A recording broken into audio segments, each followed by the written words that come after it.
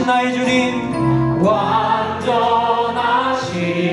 나의 주, 그의 길로 날 인도하소서. 행하신 모든 일 주님의 영광 다 경배합니다.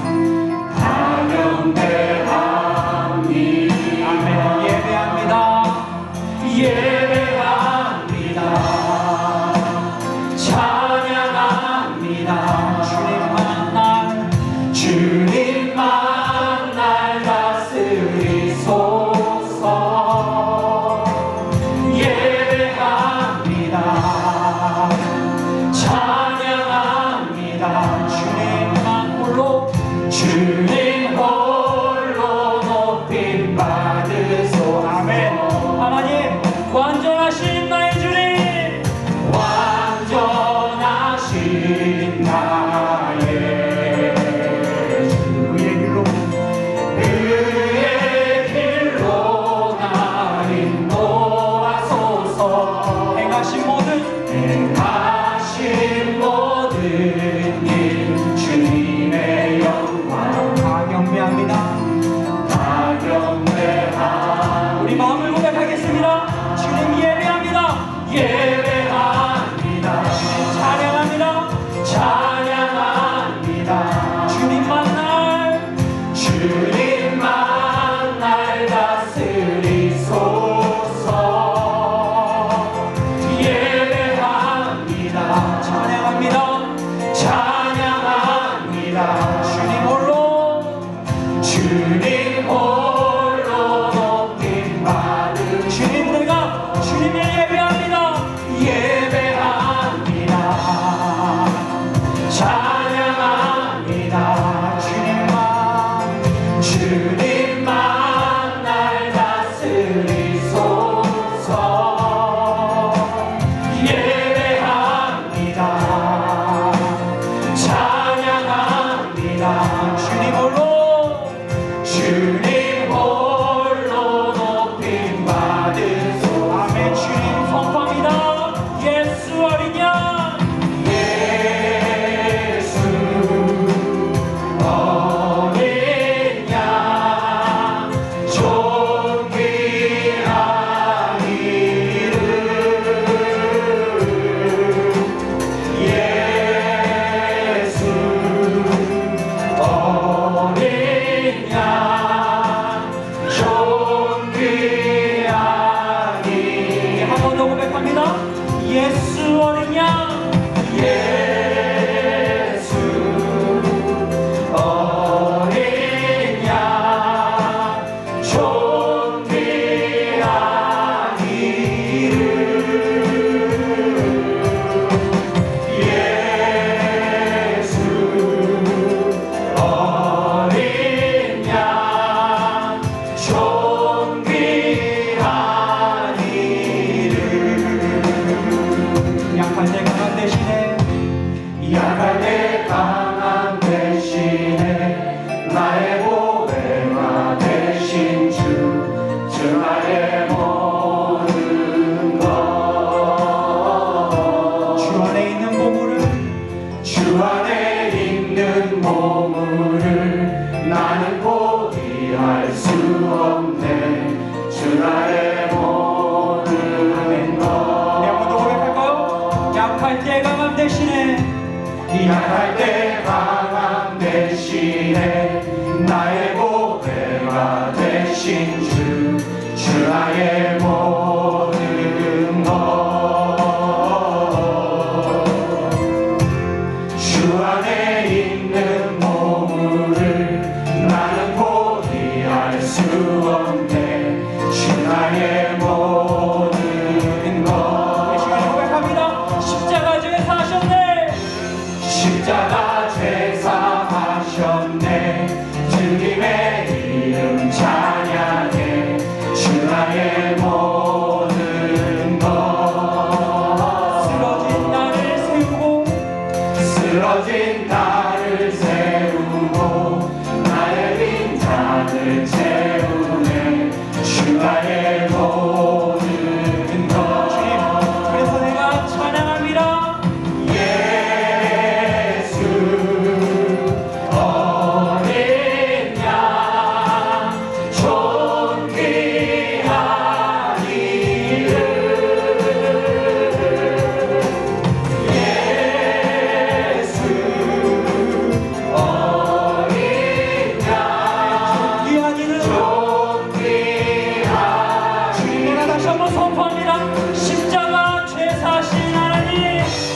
십자가 죄사하셨네. 주님의 이름 찬양해. 주 나의 모든 것. 쓰러진 나를 세우고 나의 빈잔을 채우네. 주 나의 모든 것. 하나님 예수 어린 양 예수 어린 양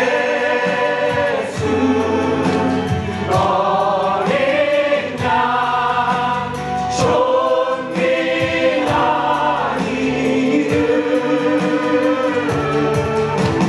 예수 어린 양 존귀한 이름. 홀로 높이 받옵소서. 예수 어린 양 예수 어린 양 존귀한 이름. 예수 어린 양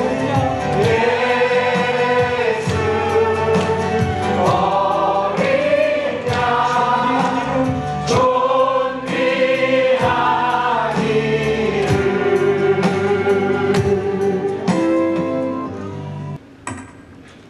할렐루야. 우리 양 목사님이 너무 거창하게 소개를 하셔가지고 제가 쭈그러지고 있습니다. I am servant of Jesus Christ.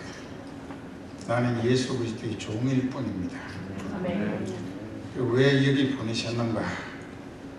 오늘 말씀을 대언하게 하시는 하나님께서 그 이유를 각자에게 밝히시면서 말씀과 성령의 충만하심이 모든 심령들 가운데 예수 그리스도로 채워지시기를 간절히 축원합니다. 역사적으로는 BC 1056년쯤 전입니다. 그때 이스라엘이 신정 정치를 통하여 사사들에 의한 정치 제도적 지도를 받아왔었는데 그 백성들이 하나님께 대한 영점을 느끼면서 신앙이 해이하고 나태하는 가운데 우리도 하나님이 직접 다스리는 신정 정치보다는 다른 나라들과 같이 사람을 왕으로 세워서 인간 왕정 정치를 받는 것이 좋겠다라는 여론이 많은 사람들의 마음속에 하나님의 진노를 사게 되는 단계까지 이르렀습니다. 그래서 사무엘이 그 백성들을 여러 가지로 권면을 했습니다. 우리가 다른 나라들과 달리 하나님의 직접적인 보살피시고 또 방패하시고 살리시며 이끌어 주시는 보호를 받는다는 것이 얼마나 안전한가 했었지만은 그 백성들은 악령에 사로잡혀서 점점 더 하나님으로부터 벗어나기를 원하는 리버사이드 쪽으로 잘못되어 가고 있었습니다. 이것은 세상에 교회도 많고 신학이 다양하지만은 자유주의 신학이라고 하는 것은 하나님을 생각으로만 기억하고 말이나 행동 속에는 전혀 상관없는 분으로 외면하는 패단이 있어서 오늘 이곳 목양교회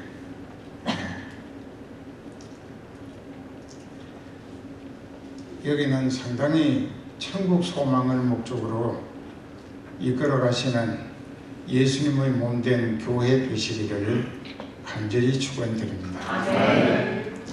교회는 무엇이냐? 교회는 헬라 말로는 에클레시아라고 합니다.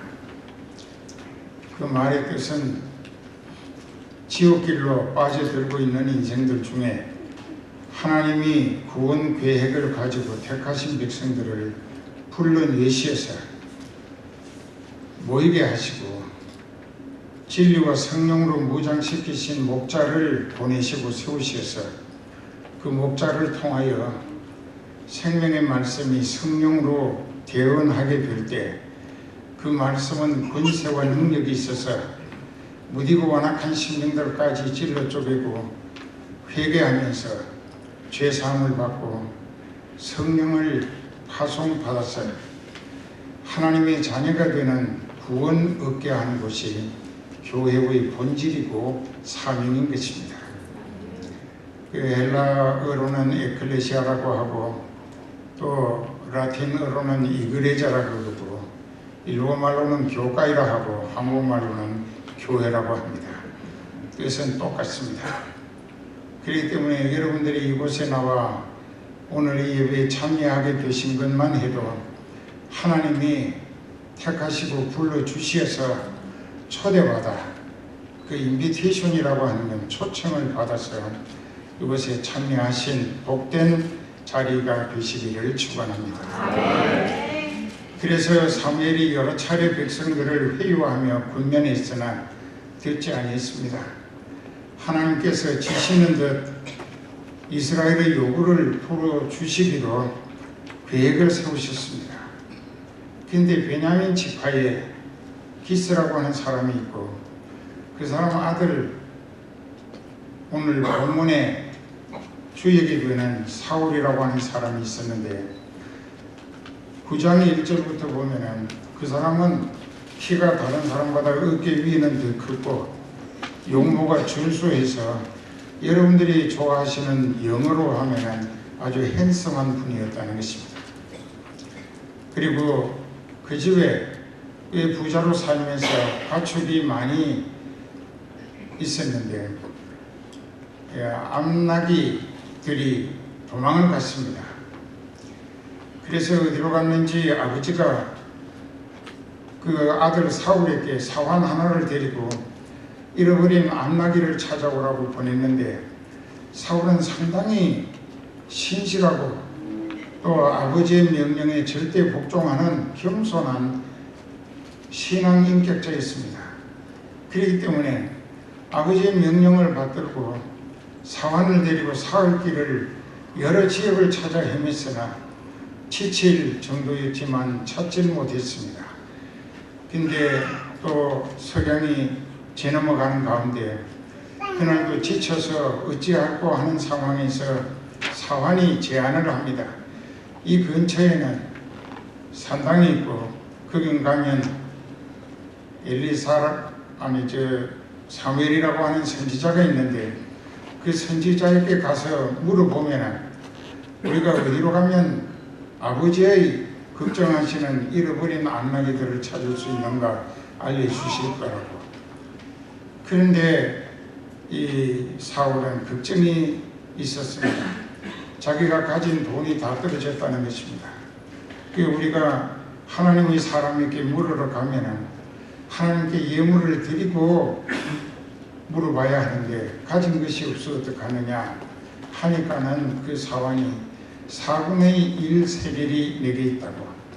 그 은화인데 유대인들은 이스라엘은 남자 1년에 한 번씩 이 반세겔이라고 하는 은화를 성전세로 드리게 되어 있는 그 반세겔의 반쪽 4분의 1 세겔이 있었다는 것입니다. 그것을 가지고 갔습니다. 그 찾아가다가 그 사무엘이 있는 곳에 가는 과정에서 만났습니다. 그곳에 가서 저녁 대접을 받고 그리고 자라고 해서 자고 아침에 일찍 일어나서 이 사무엘이 오늘 본문에 보면은 기름병을 취하여 사울의 머리에다가 부으면서 너는 이제 이스라엘의 왕이 된 것이라고 갑자기 이스라엘의 왕으로 세움을 받게 됐습니다. 오늘 본문에 보면은 이것이 잘 신학적으로도 성경 해석학적으로도 또 여러분들 잘 깨달아야 합니다. 여기 보면 사무엘이 기름병을 취하여 사울의 머리에 붓고 입맞추어 가로되 여호와께서 네게 기름을 부으사. 이상하잖아요. 사무엘이 자기가 우리가 얼마 됐을까? 이렇게 기름병을 사울에게 사무엘이 부어놓고 여호와께서 네게 기름을 부으셨다. 자, 여기서 사무엘은 하나님의 대리자라고 하는 사실을 깨닫게 되어야 합니다. 사무엘은 그 시대의 마지막 사사이면서 선지자로서 하나님이 이스라엘과 하나님 사이에 그 중간에 세워놓고 이스라엘을 영적으로 이끌어 오신 지도자였다는 것입니다.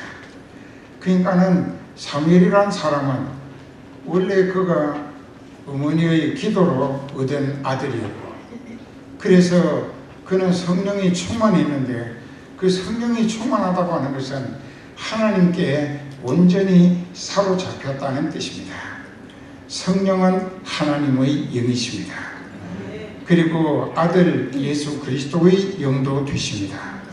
그렇기 때문에 성부, 성자, 성령은 위는 삼위로 소개되지만은 한 분이시라는 뜻입니다. 그래서 삼위일체라고 합니다. 왜 하나님을 우리에게 성경에서 아버지와 아들과 성령으로 그렇게 소개되셨느냐? 거기에는 신학적 여러 가지 이론이 필요하지만은 이제 가장 중요한 것은 하나님께서 아버지와 아들과 성령 삼위일체 하나님, 그분들은 인간을 구원하시는 목적에 있어서 자기의 역할이 분담되어져 있었기 때문이라는 것입니다. 아버지의 역할이 있고 대속의 희생양으로 죽임당하실 아들의 역할이 있고 그 아버지와 아들의 역할을 통하여 인류 구원을 시도해 가시는 하나님의 뜻을 우리에게 알게 하시고 믿어질 수밖에 없도록 체험과 감동으로 역사하시는 성령님의 역할이 필요했다는 것입니다. 그러니까 우리가 깨달아야 할 게 있어요. 여기 사무엘이 하나님의 대리자로 역할하고 있다. 이것은 사무엘이 하나님의 손에 붙들려 쓰임받고 있다. 그리고 하나님이 성령으로 사무엘을 사로잡아서 자기 뜻을 이루어 가시는 도구로, 일꾼으로 사용하셨다. 알아듣죠? 근데 이스라엘은 참 복 있는 나라였습니다. 하나님이 택하신 백성에다가 하나님이 세워서 오른팔같이 붙들어 쓰시는 사무엘이 있었다는 거예요. 영적 지도자요 이스라엘의 목자 사무엘이 있었습니다. 그런데 그 중에 양떼였던 사울이 그날 기름병을 자기 머리에다가 기름을 부으면서 여호와께서 오늘 네게 기름을 부어사 너를 이스라엘 지도자로 왕으로 삼으신 것이다 라고 자기가 기름병을 머리에 붓고 행한 일들이 인간 사무엘이 한 것이 아니라 하나님의 사람, 하나님의 종으로 하나님의 손에 붙들렸고 이끌리며 쓰임받고 있는 사무엘이 하나님의 지시대로 했다는 것입니다. 그러니까 하나님이 시키신 대로 했기 때문에 그것은 곧 하나님이 하신 것이라는 뜻이 됩니다. 아멘. 여러분들도 꼭 그렇게 해서 기름 부음을 받는다는 것은 성령 임재를 의미하는 것입니다. 기름 부음을 받는다. 그건 성령 임재를 상징하는 것입니다. 그러면서 여호와께서 네게 기름을 부어서 그 기업의 지도자를 삼지 아니하셨느냐? 기업이 무엇이냐? 기업은 우리가 경영하는 사업을 기업이라고 합니다. 그 하나님의 기업은 이스라엘을 하나님의 기업으로 천국 들어올 알곡들을 가꾸시는 농장이 바로 이스라엘이라고 하는 아브라함의 언약을 통하여 아브라함과의 언약을 통하여 가꾸시는 하나님의 농장 포도원, 그것이 바로 이스라엘이었다는 것입니다. 그렇기 때문에 이제 여기 보면은 그 기업의 지도자를 삼지 아니하셨느냐? 그 기업은 하나님의 기업입니다. 하나님의 기업은 이스라엘이고 그 기업의 목적은 이스라엘이 몽땅 다 진리를 깨달아 회개하고 성령인 지시고 인도하심 따라 순종하는 믿음으로 천국 들어갈 알곡되기를 원하시고 가꾸시는 하나님의 기업, 그것은 빈야드 처치라고 거동은 교회도 있고 여기도 이제 쉽 레이싱이라고 해야 되나요? 그렇죠? 목양교회란 말이 영어로 쉽 레이싱 아닙니까? 그러니까는 그 양떼를 가꾸는, 양떼를 먹여서 하늘나라 들어갈 자격 갖추게 하는 것이 바로 하나님의 기업, 포도원이고, 진리가 살아 역사하시고 성령이 불같이 다양한 은사와 영역으로 가꾸어 주시는 예수 그리스도의 몸된 교회인 줄 믿어야 합니다. 그런데 이 사실, 내가 기름을 네 머리에 붓고 그것은 곧 하나님께서 나를 지시하심으로 내가 하나님을 대신해서 너에게 기름을 부어 너를 이스라엘 왕의 제목으로 세우셨는데, 이것이 인간 사무엘 내가 하는 행동이나 말이 아니고 신적 권위, 이건 신학적인 용어인데 신적 권위는 하나님의 권위로 하나님께서 하신 것이다 하는 것을 네가 인정함으로 네가 이스라엘의 왕이 될 것이라는 비전적 예언의 확신, 믿어지는 믿음을 가지게 하기 위하여 네가 오늘 나를 떠나서 내려가다가 세 가지 일을 경험하게 될 것이다. 그 첫째는 베냐민 경거에 있는 셀사라고 하는 곳에 라헬의 무덤이 있었는데 그 곁을 지나가게 될 때 두 사람을 만날 것이다. 예언입니다. 조금 있다가 될 일이에요. 그들이 너에게 말하기를 네 아버지의 잃어버린 안나기들은 찾았으나 네 아버지가 돌아오지 않는 내 아들을 위하여 어찌할까 하며 걱정하시더라 하는 말을 듣게 될 것이다. 그 다음에 또 조금 더 가다 보면 다볼 상수리 나무 밑을 지나게 될 때에 세 사람이 하나님께 경배해 드리기 위하여 베델로 올라가는 도중에 만나게 될 것인데, 그 중에 한 사람은 염소 새끼 셋을 이끌었고 한 사람은 떡 세 덩이를 가졌고 한 사람은 포도주 한 가죽 부대를 가졌을 것인데, 그 중에 떡 세 덩이 가진 사람이 너에게 떡 두 덩이를 줄 것이고 너는 그 손에서 받을 것이다 했습니다. 그리고 거기서 좀 더 가다가 너는 이제 하나님의 산, 성경에는 하나님의 산이라고 했는데 이것은 하나님의 기브아라고 하는 데입니다. 기브아는 사울의 고향입니다. 그 하나님의 산 기브아에 이르러 도착하게 될 때 거기서 나오는 선지자들이 예언을 하면서 이제 악기를 들고 비파와 소고 저와 금은고 같은 것을 가지고 이제 악기를 치면서 예언하면서 나오는 무리를 만나게 될 것이고, 그때 6절에 들어갑니다. 그때 여호와의 신이, 하나님의 성령이 너에게 힘있게 임하신다. 자, 여기 한번 보십시다. 네게는 여호와의 신이 크게 임하시리니 너도 그들과 함께 예언을 하고 변하여 새 사람이 되리라. 예수님이 요한복음 3장에서 니고데모에게 강조하신 말씀은 You must be born again입니다. 반드시 거듭나야 하나님 나라를 볼 수도 있고 들어갈 수도 있다.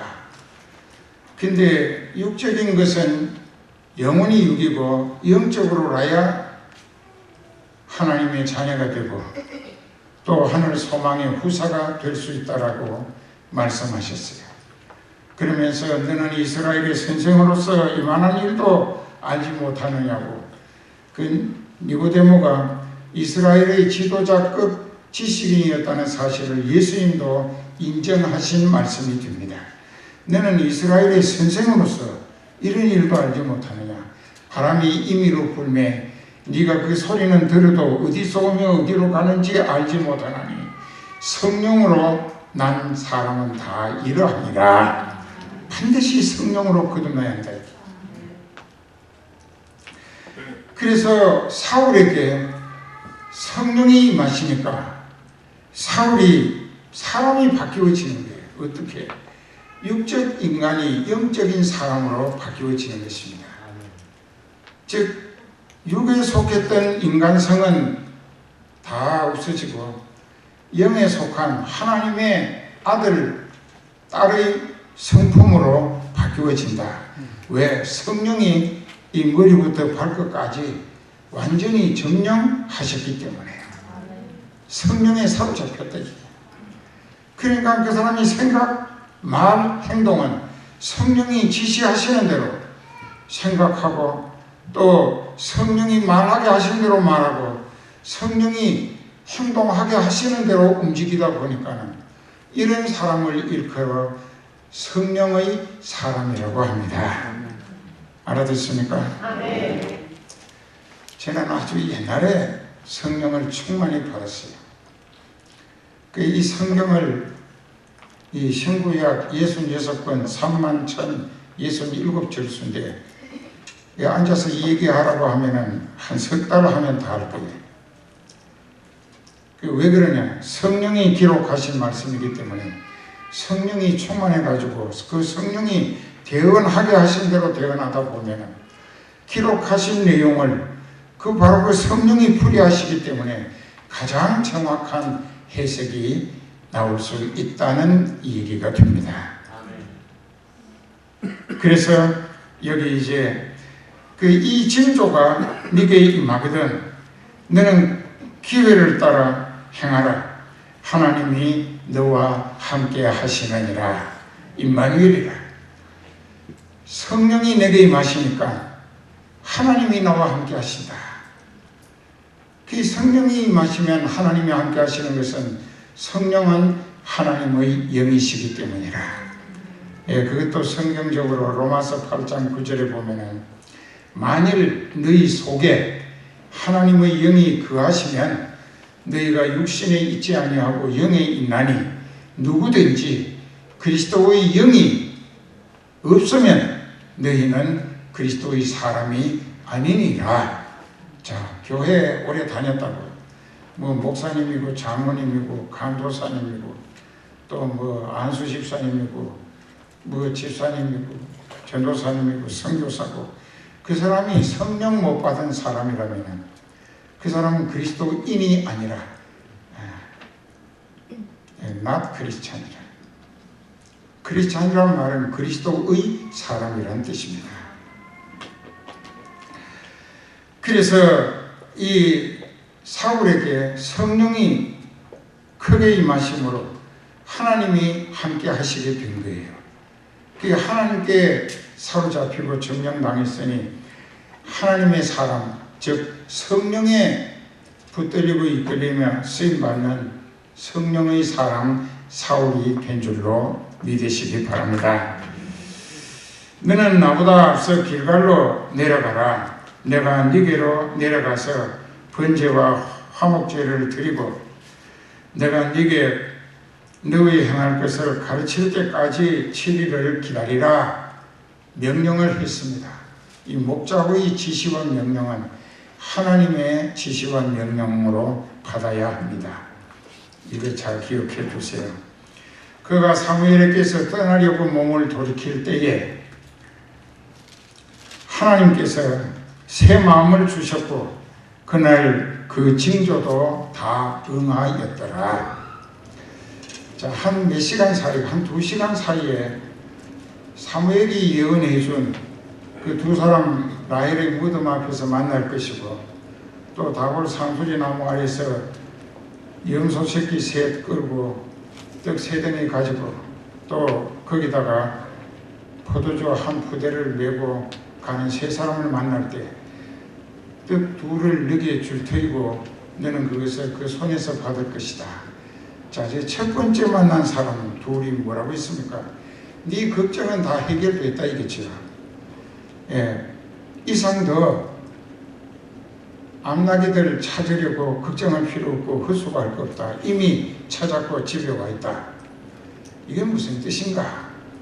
하나님이 쓰시기 위하여 하나님이 택하신 사람은 하나님이 쓰시는 하나님의 사자, 영적 지도자, 목자를 통하여 그에게 성령을 받게 하시고 성령에 사로잡히며 이끌리고 쓰임받게 하신 다음에 그때부터 벌써 그 전서부터 그 인생이 하나님의 일꾼으로 하늘나라 확장을 위하여 교회 부흥과 또 선교 확장을 위하여 하나님이 크게 쓰실 계획이 정해진 사람이라면 그 사람의 세상 문제, 인간적인 문제, 그 사람이 지금 애쓰고 수고하고 있는 문제는 하나님이 미리 다 해결해 주신다.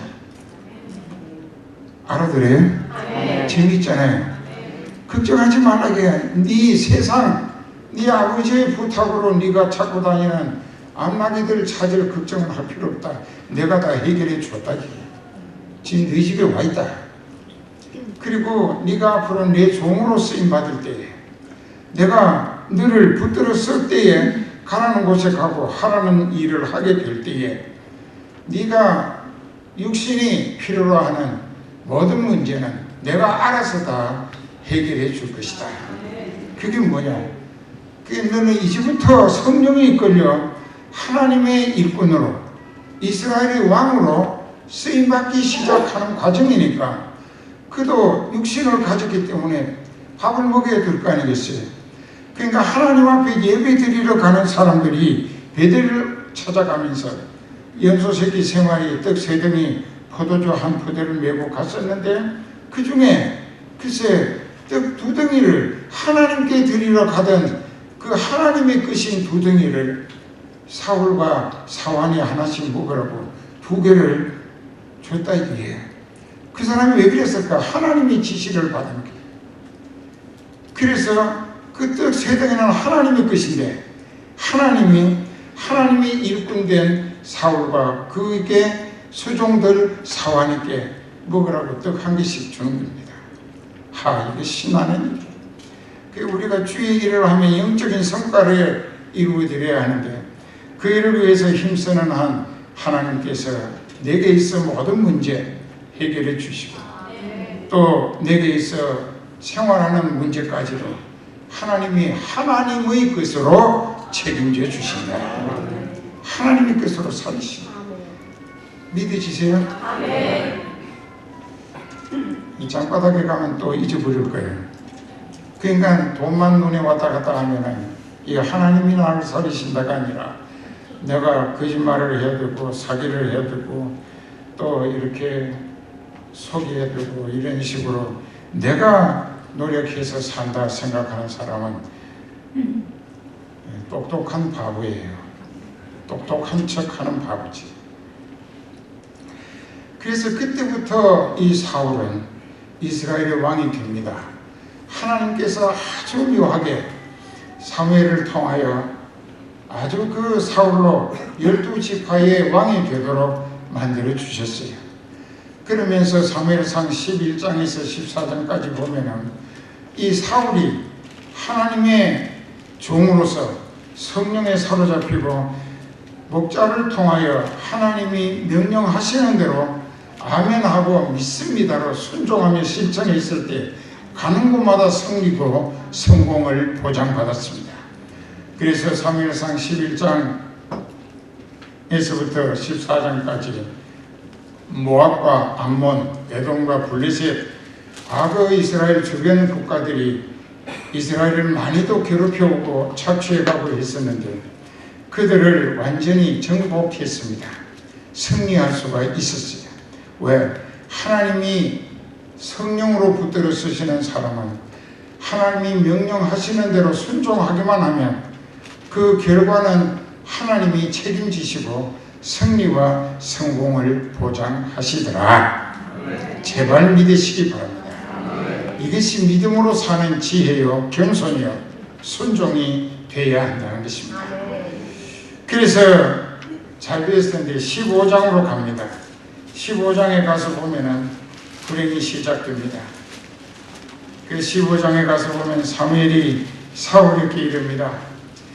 여호와께서 나를 보내어 왕에게 기름을 부어 이 백성 이스라엘 위에 왕을 삼으셨은즉 이제 왕은 여호와의 말씀을 들으소서.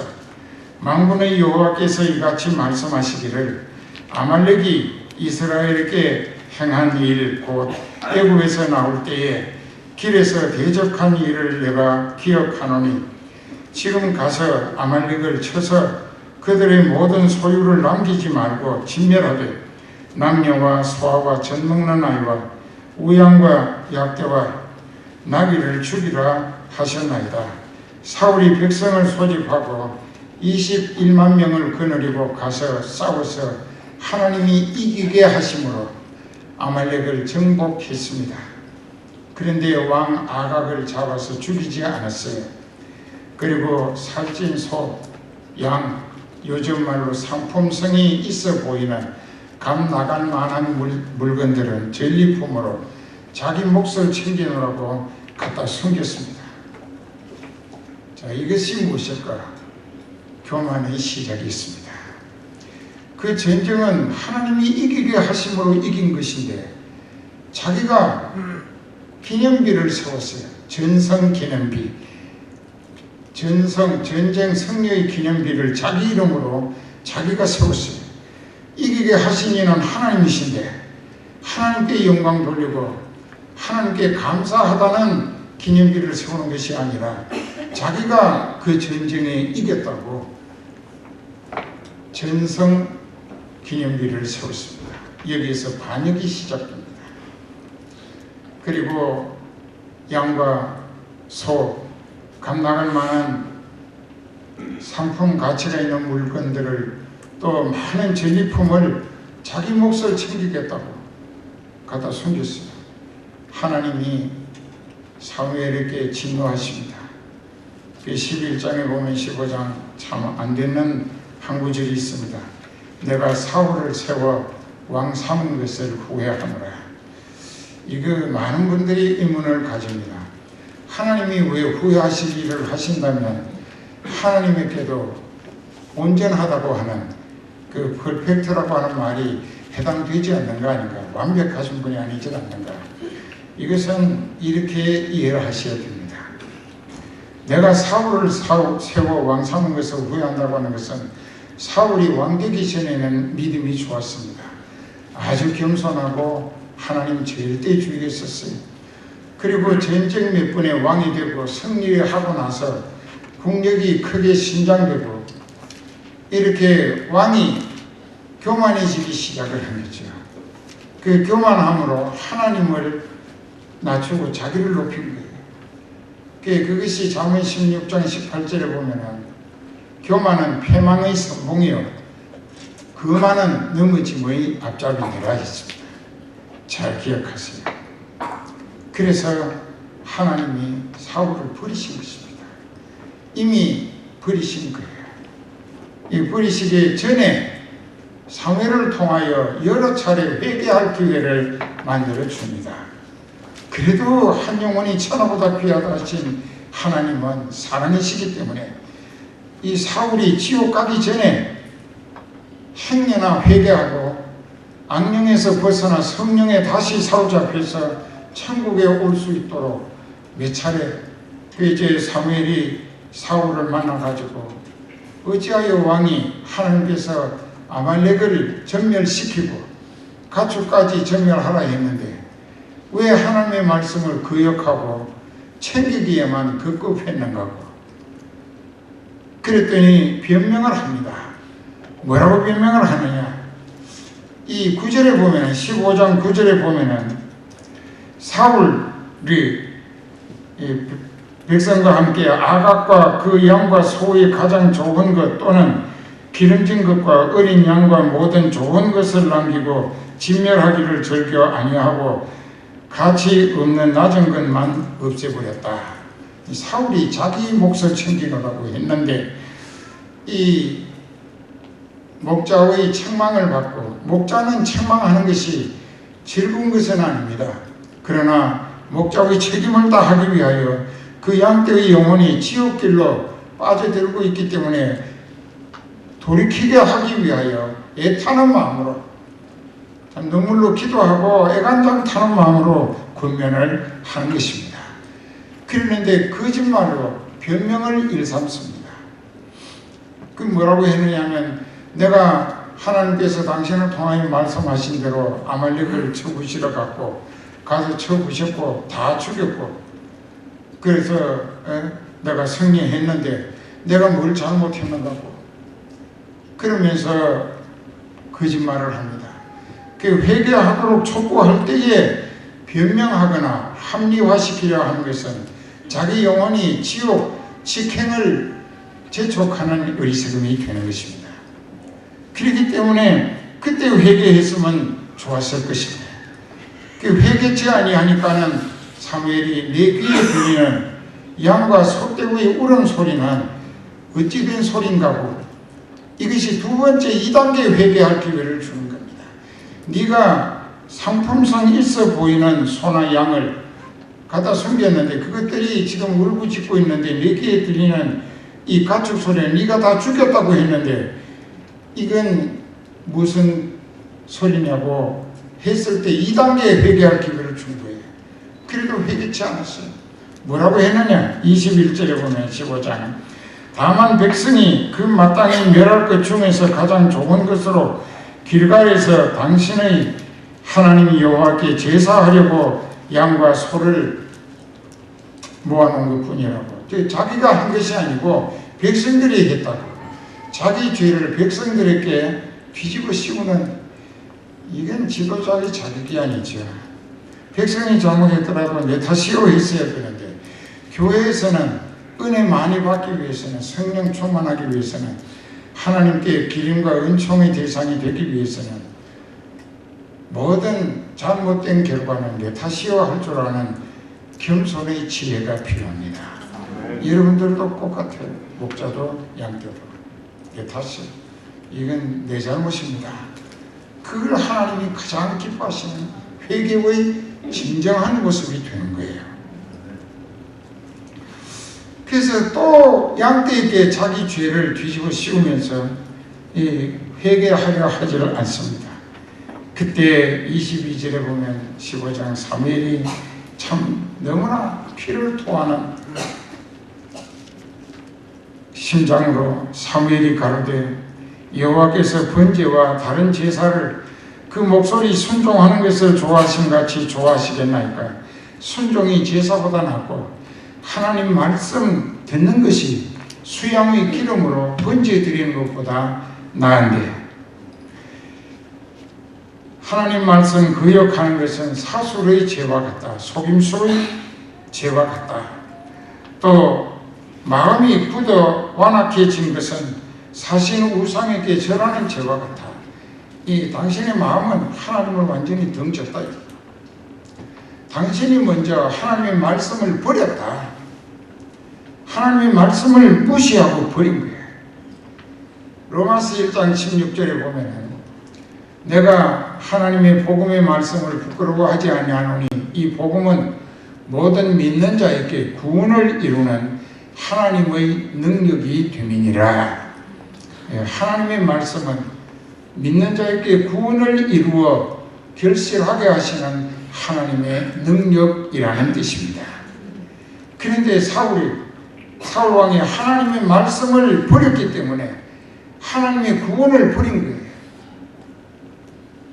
그렇게 해서 23절에 22절에서 23절까지 참 여호와의 말씀을 버리셨으므로, 즉 왕이 여호와의 말씀을 버리셨으므로 여호와께서도 왕을 버려 왕이 되지 못하게 하셨나이다. 16장 14절 봅시다. 16장 14절에 보면은 여호와의 신이, 즉 성령이죠, 여호와의 신이 사울에게서 떠나고 악신이 그를 분노케 한지라. 하나님이 성령을 거두십니다. 하나님이 성령을 거두시는 거예요. 사울에게 주셨던 성령을 거두시니까 악신이 사울에게 들어갑니다. 악신이 들어가게 되면서 이제 하나님의 뜻을 정면으로 대결합니다. 사울을 폐위시키고 성령을 거두시면서 하나님은 다윗을, 이새의 8번째 아들 다윗을 2대 왕으로 이미 준비하시기 시작하셨어요.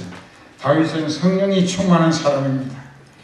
그렇기 때문에 이 사울 왕이 악신에게 시달릴 때 다윗이 사울 옆에서 악기를 타며 찬송을 하고 기도하면 악신이 도망을 갔어요.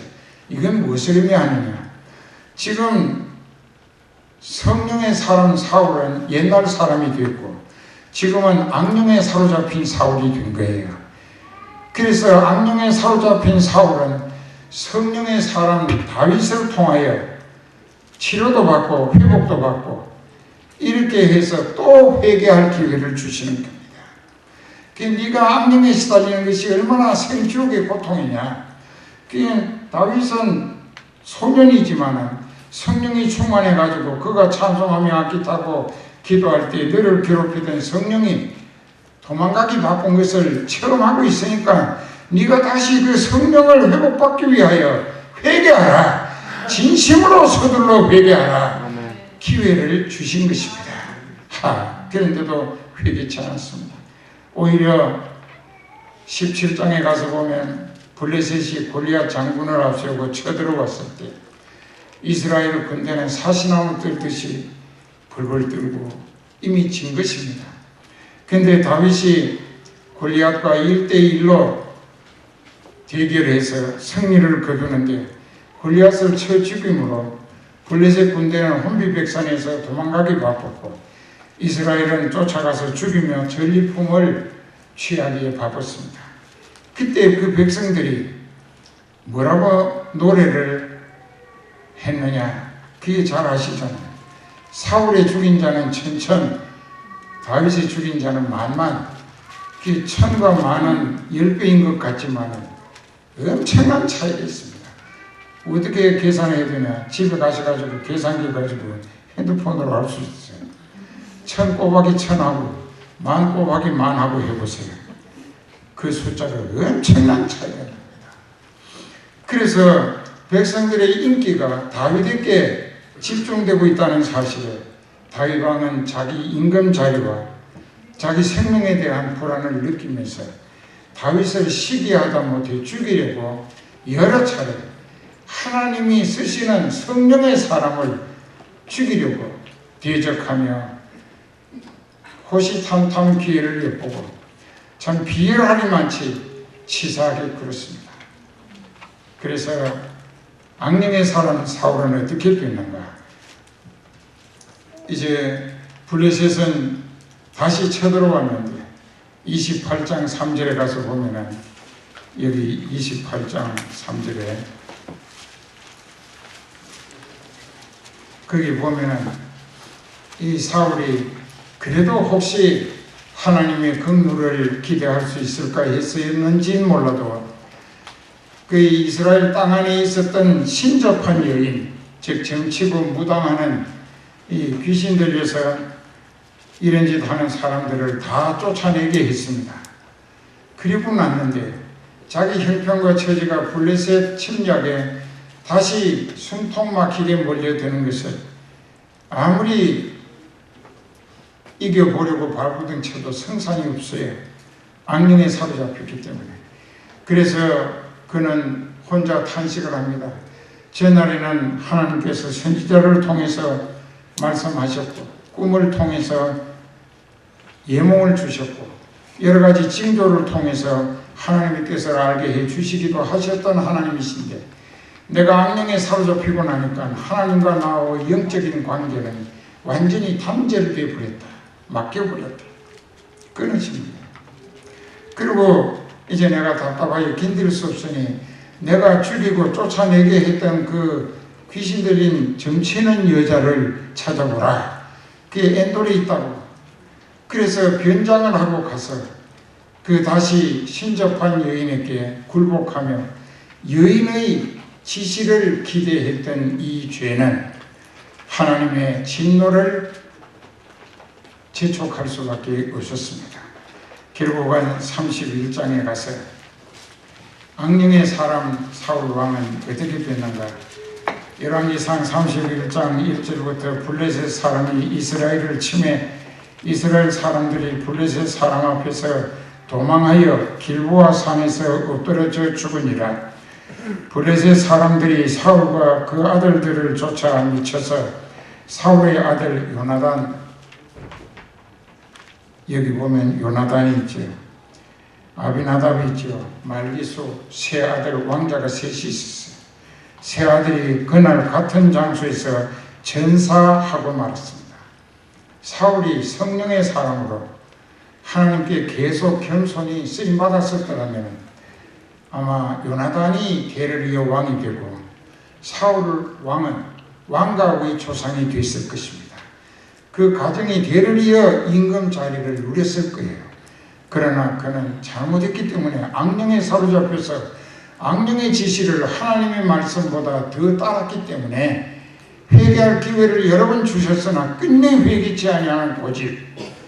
그러니까 로마서 12장 5절에 다만 네 고집과 회개치 아니하는 마음 곧 하나님의 의로우신 심판이 나타날 그날에 임할 진노를 네게 쌓는도다. 회개치 아니하는 고집은 하나님의 무서운 진노와 형벌의 심판을 차곡차곡 쌓아가는 것이 된다. 잘 깨달으시기 바랍니다. 그래서 요나단은 성령이 충만해 있었습니다. 그런데도 그도 죽임을 받았어요. 왜? 다윗을 2대 왕으로 세우시는데 요나단이 살아있으면 이 정치적으로 혼란이 비슷비슷했기 때문에 하나님이 미리 정리하셨겠는데 요나단은 지옥 간 것이 아니고 아버지 사울은 지옥 갔겠지만 아들 요나단은 성령이 충만했어요. 아버지가 다윗을 죽일 계획을 숨어있는 다윗에게 가서 미리 귀뜸해주고 또 아버지가 일로 너를 잡아 죽이러 올 것이니까 일찍 어디로 피신하라고. 그리고 마지막에는 그런 말까지 했습니다. 너는 기어코 살아서 하나님의 종이 되어 이스라엘의 왕이 될 것이다. 나는 그 밑에가 될 것이다. 자, 이렇게까지 했지만 그래도 정치적 혼란이 생길까봐 하나님은 이 요나단은 하늘나라로 추수해 가신 거겠죠. 사울이 패전을 했고 전쟁에 졌고 활 쏘는 자가 활을 당겼는데 이 사울에게 심장에 꽂혔습니다. 그런데 이제 자기가 아무리 살려고 발병쳐도 소용없이 이젠 죽음을 직감하고서 그 피가 계속 흐르는데 자기 그 비서에게 호위병에게 네 칼로 나를 쳐 죽이라. 내가 할례받은 사람인데 그래도 허세 떠나라고. 할례받은 게 무슨 소용이 있어요. 성령을 계속 모셨어야 하는데 성령이 떠나시고 악령에 사로잡힌 그는 할례받은 거 아무 소용없습니다. 아브라함의 후손이라는 거 아무 소용없어요. 그런데 결국은 그 호위병에게 나를 죽이라. 내가 할례받은 입장으로서 무할례자들의 손에 죽임당할까 두렵다. 이게 죽음을 직면하고 있으면서도 허세 떠는 그 자존심을 내세우고 이런 교인들을 닥산됐으니 굉장히 많다. 진짜 영적인 소망, 성령이 나와 함께 하셔야 합니다. 이게 너무나 중요한데 성령이 나와 함께 하셔야 나는 하나님의 자녀고 또 성령이 이끌리며 쓰임받는 모든 일들마다 하나님의 뜻을 이루어 드리는 과정이 되고 그래서 하나님이 먹여 살리시고 입히시고 거처할 처소도 알아서 다 장만해 주시는데 얼마나 좋아요. 하나님이 살리시는 책임지시는 은혜 보장으로 사는 거예요. 저도 지금 그렇게 살고 있어요. 많은 양떼들이 너무너무 사랑합니다. 근데 사울은 죽음을 직면하고 허세 떨다고 회개할 생각은 않고 허세 떨지 말고 그 시간에 회개했었더라면 부끄러운 구원이라도 얻을 수 있었을는지 모르겠는데 회개하지 않았어요. 결국은 사환이 제가 어떻게 왕을 시해하겠는가, 칼로 죽이겠는가 못한다고 그러니까 자기 칼을 뽑아가지고 칼자루를 땅에다 세우고 칼날 끝을 자기 심장에다 대고 엎어졌어요. 그 칼날이 배를 뚫고 등으로 나갔겠죠. 그래서 자살을 했습니다. 그는 결국 구원을 얻지 못하고 말았습니다. 이제 우리는 한평생 사울의 인생이 우리에게 주는 교훈이 있어요.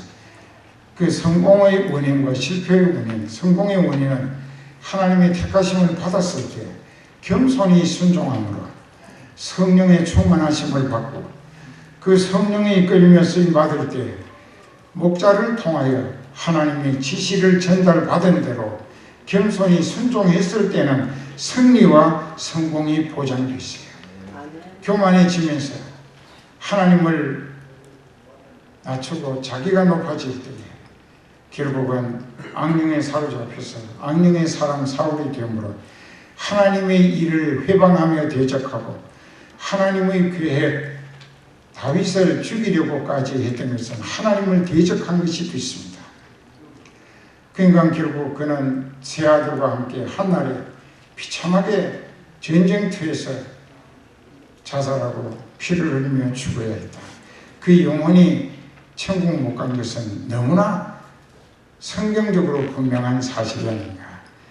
여러분들도 지금까지는 혹 악령에 이끌려 살았다 할지라도 오늘 이 시간 회개하고 죄를 용서받고 성령 받으면 여러분들도 성령의 사람이 됩니다.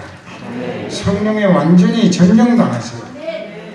그러니까 충만하게 성령에게 완전히 사로잡히고 이끌리며 쓰임받으면 하나님이 책임지시는 은혜 보장으로 살게 되는데 꼭 그 믿음으로 성공하시기를 축원하고 혹시 악령에게 사로잡혀서 하나님을 대적하다가 멸망하는 불행한 폐단이 없도록 여러분들이 남은 가족들, 사랑하는 사람들을 이 생명의 길, 진리의 교회로 전도해 오시기를 부탁드립니다. 다 같이 기도하시겠습니다.